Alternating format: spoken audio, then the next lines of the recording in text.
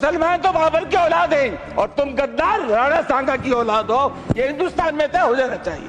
अगर बाबर की तो आलोचना करते हैं, राणा सांगा की आलोचना। राणा सांगा देशभक्त थे, छत्रपति शिवाजी महाराज देशभक्त थे कि नहीं थे, संभाजी देशभक्त थे कि नहीं थे, झांसी की रानी थी कि नहीं थी,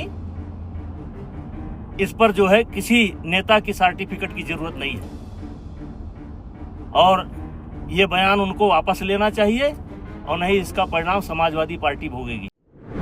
भारतीय जनता पार्टी के पूर्व सांसद बृजभूषण शरण सिंह और जनसत्ता दल लोकतांत्रिक प्रमुख राजा भैया के सुर मिलते हुए नजर आए हैं। बृजभूषण शरण सिंह और राजा भैया एक ही नाव पर सवार दिखाई दिए हैं। राजा भैया और बृजभूषण शरण सिंह का समर्थन राणा सांगा को मिला है। दरअसल समाजवादी पार्टी के राष्ट्रीय महासचिव और राज्यसभा सांसद रामजी लाल सुमन ने मेवात के राजा राणा सांगा पर विवाद टिप्पणी की। संसद के अंदर राणा सांगा को गद्दार बता दिया, तो वहीं बृजभूषण शरण सिंह से लेकर राजा भैया ने रामजी लाल सुमन के खिलाफ एक साथ आकर आवाज बुलंद की और दोनों ही ने रामजी लाल सुमन को लेकर टिप्पणी की। या तो उन्हें माफी मांगनी पड़ेगी या इसका अंजाम भुगतना पड़ेगा। दरअसल 21 मार्च को समाजवादी पार्टी के राष्ट्रीय महासचिव रामजी लाल सुमन ने संसद के अंदर मुसलमानों को लेकर की गई टिप्पणी के बीच राणा सांगा का भी जिक्र किया और राणा सांगा का जिक्र करते हुए कह डाला कि राणा सांगा की तुम गद्दार औलाद हो और क्या कुछ संसद के अंदर कहा, इस वीडियो में साफ सुनाई दिया जा रहा है। उप सभापति जी, हम गृह मंत्रालय के कामकाज पर यहाँ चर्चा कर रहे हैं और मैं समझता हूं देश का जो गृह मंत्रालय है उसका प्रमुख काम है देश की एकता को बनाए रखना, सामाजिक सद्भाव को बनाए रखना। ये पूरा देश एक घर है और हिंदुस्तान के प्रधानमंत्री और गृह मंत्री का ये दायित्व है कि हिंदुस्तान में विभिन्न जाति और धर्मों के लोग रहते हैं, यहां सभी धर्मों में सामंजस्य हो, एक धर्म के मानने वाले दूसरे धर्म की इज्जत करें। लेकिन पिछली बार देखने में आया है कि जानबूझ करके हमारे देश में सामाजिक सद्भाव को बिगाड़ने की कोशिश की जा रही है। उपसभापति जी, मैं नहीं जानता, अभी होली का त्योहार था और मैंने कहीं नहीं पढ़ा कि किसी मुसलमान ने यह कहा हो कि हम सद्भावना बिगाड़ना चाहते हैं या होली के त्योहार में व्यवधान पैदा करना चाहते हैं। लेकिन इसके बावजूद भी तमाम ऐसे बयान आए जिसके चलते समाज में दरार पैदा हुई, रिश्ते खराब हुए। सर, एक बिहार के विधायक हैं और एक उत्तर प्रदेश के विधायक हैं। इन दोनों लोगों ने यह कहा कि मुसलमान अपने घर में कैद हो जाए होली पर।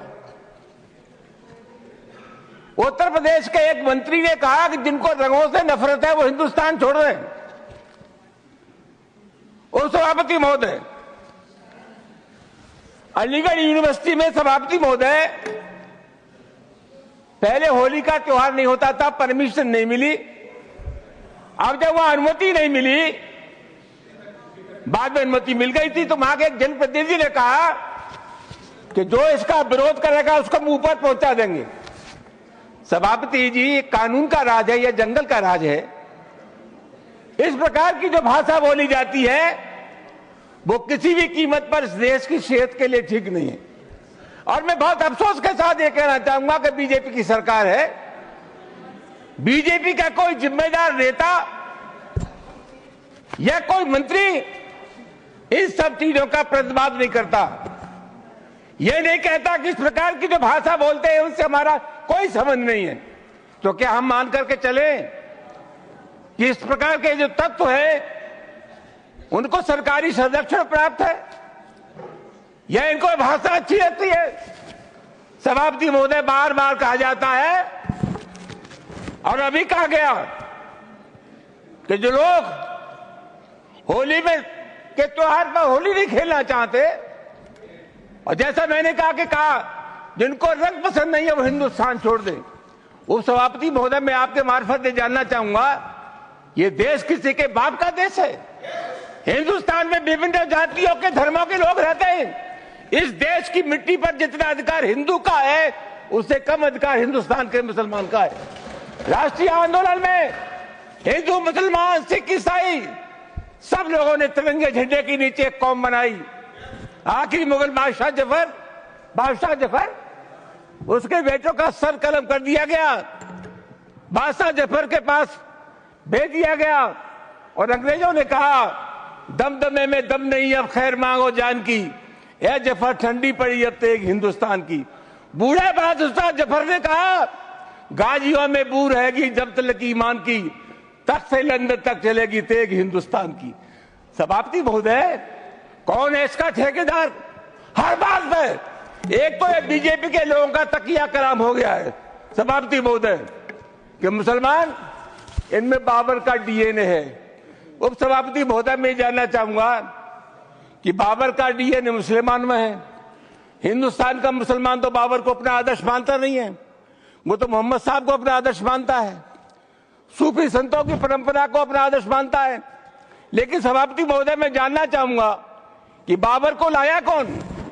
बाबर को इब्राहिम लोदी को हराने के लिए राणा सांगा लाया था। तो मुसलमान तो बाबर की औलाद हैं और तुम गद्दार राणा सांगा की औलाद हो, ये हिंदुस्तान में तय हो जाना चाहिए। अगर बाबर की तो आलोचना करते हैं, राणा सांगा की आलोचना नहीं करते। सभापति महोदय, ये बहुत सभापति महोदय, ये देश की एकता का अनुभवी आदमी है, बातचीत में संसदीय मर्यादाओं का ध्यान रखें, संसदीय मर्यादाओं का ध्यान रखें।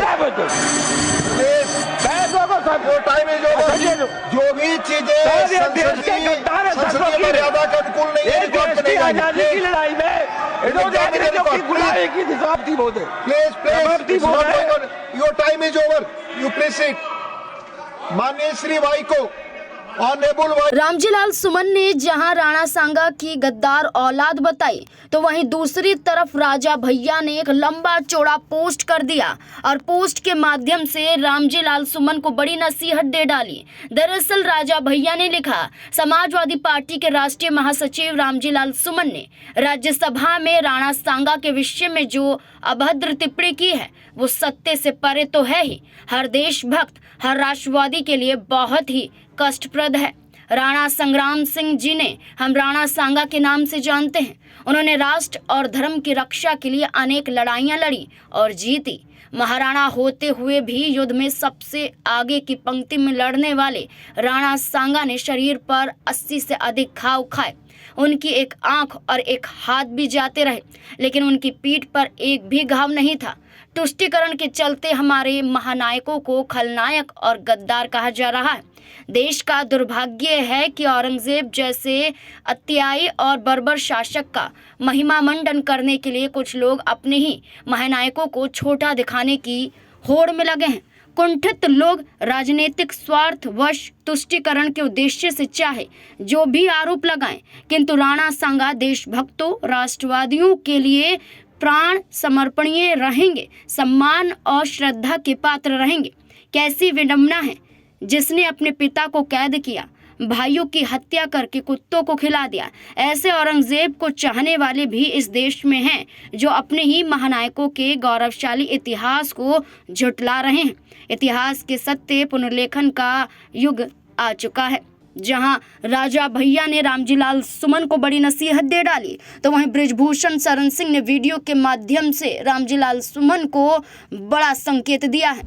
देखिए, लगता है कि कुछ समाजवादी पार्टी के नेताओं के शरीर में दैत्य गुरु शुक्राचार्य की आत्मा बसी है, और इस बयान का क्या परिणाम होगा इसकी चिंता सांगा के परिवार को या राजपूत समाज को करने की जरूरत नहीं है।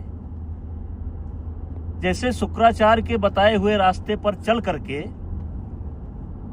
एक तरीके से कह सकते हैं कि रावण का अंत हुआ था, तो ये जो शुक्राचार्य की आत्मा घुसी है, कभी बॉम्बे में घुस जाती है, अब देखिए अच्छा भला चल रहा था, अब सुमन साहब कई बार के सांसद हैं, उनमें घुस गई और वो बड़े इतिहास के जानकार हैं।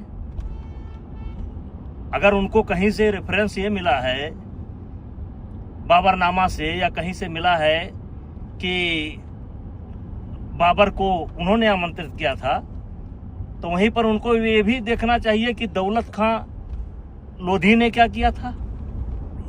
और दौलत खां लोधी ने इब्राहिम लोधी के विरोध में किया था, वो पंजाब का गवर्नर था। तो इतिहास एक चीज पर कई चीजें इतिहास में देखने को मिलती हैं। और लेकिन जिस वक्तव्य से किसी भी समाज को, किसी भी जाति को तकलीफ पहुंचती हो, बयान नहीं देना चाहिए। और राणा सांगा देशभक्त थे, छत्रपति शिवाजी महाराज देशभक्त थे कि नहीं थे, संभाजी देशभक्त थे कि नहीं थे, झांसी की रानी थी कि नहीं थी, इस पर जो है किसी नेता की सर्टिफिकेट की जरूरत नहीं है। और ये बयान उनको वापस लेना चाहिए और नहीं इसका परिणाम समाजवादी पार्टी भोगेगी। बृजभूषण शरण सिंह ने ये कह डाला है कि रामजी लाल सुमन ने राणा सांगा को जो गद्दार कहा है वो भूल चुके हैं कि राणा सांगा देशभक्त हैं और देश के लिए उन्होंने क्या कुछ किया है, कितने युद्ध किए हैं। यहाँ वो औरंगजेब का समर्थन करते हैं। इन तमाम मुद्दों को लेकर देखा जाए तो बृजभूषण शरण सिंह ने और राजा भैया ने मिलकर रामजी लाल सुमन को ये कहा है कि इस विवादित मुद्दे पर अभद्र टिप्पणी को लेकर अब वो माफी मांगे। देखना होगा कि रामजी लाल सुमन माफी मांगते हैं या फिर नहीं।